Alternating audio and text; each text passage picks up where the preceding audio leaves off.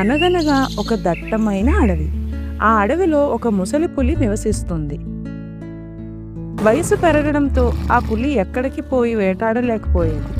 అందువల్ల ఆ దారిలో వచ్చే పోయేవారిని చంపి తన ఆకలి తీర్చుకునేది ఆ ముసలి పులి.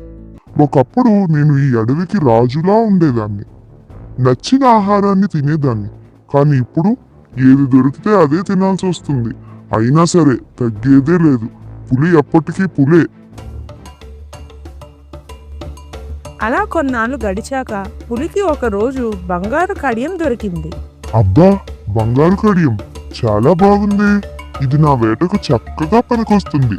ఎవరైనా సరే నా దొంగ మాటలు నమ్మకపోతే ఈ బంగారు కడియాన్ని ఎరగా వేసి నా ఆకలి తీర్చుకుంటాను అని అనుకుంటుంది.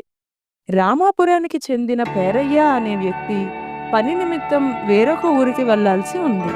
కానీ ఆ ఊరికి వెళ్ళాలంటే అడవిని దాటే వెళ్ళాలి. పేరయ్య చాలా భయస్థుడు. భయపడుతూనే అడవిలో నడవసాగాడు. అలా నడుస్తూ నడుస్తూ పులి ఉండే ప్రాంతానికి చేరుకున్నాడు.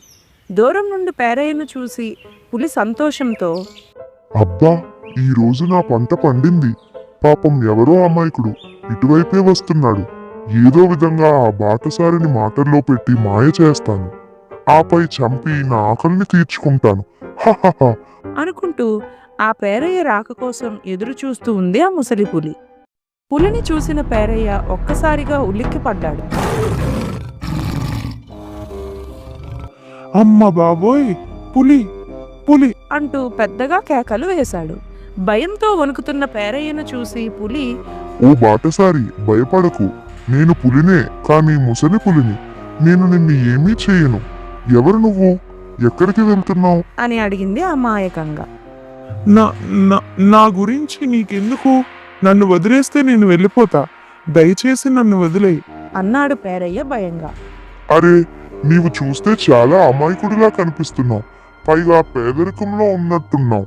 నీకు సహాయం చేద్దామనే పిలుస్తున్నాను. సహాయం అనేసరికి పేరయ్య వెంటనే, అయినా నువ్వేం సహాయం చేస్తావు నాకు? నన్ను వదిలేస్తే అదే మహాపుణ్యం.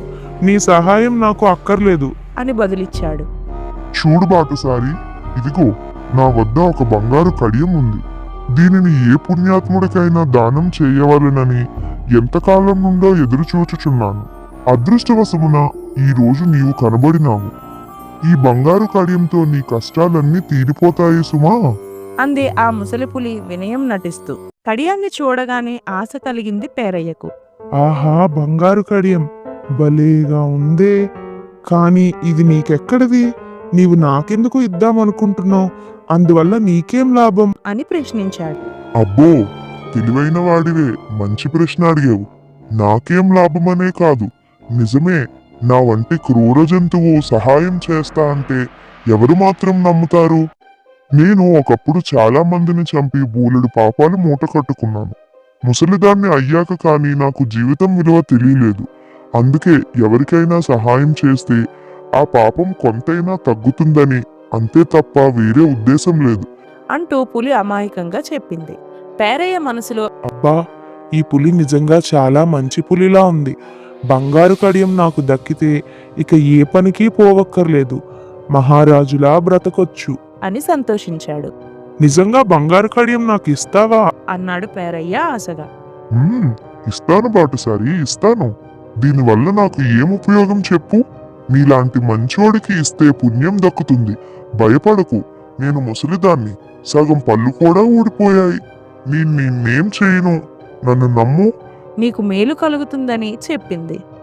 సరే సరే, నా వలన నీకు పుణ్యం దక్కుతుంది అంటున్నావు కాబట్టి నేను ఆ కడియాన్ని తీసుకుంటాను. ఈ కడియం నాకు ఒక దేవస్థానం దగ్గర దొరికింది కాబట్టి దీనిని తాకే ముందు నీవు ఆ చెరువులో స్నానం చేయాలి అంటూ దగదగా మెరుస్తున్న కడియాన్ని చూపింది ఆ ముసలిపులి.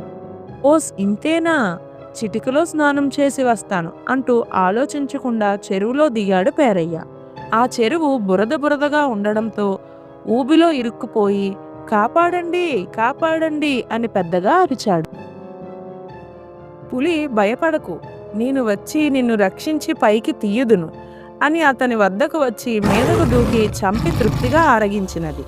దురాశకు పోయి దుర్మరణం పాలైన బాటసారి వలె మనం కూడా నూకలకై నేలవాలితే ముప్పు తప్పదు.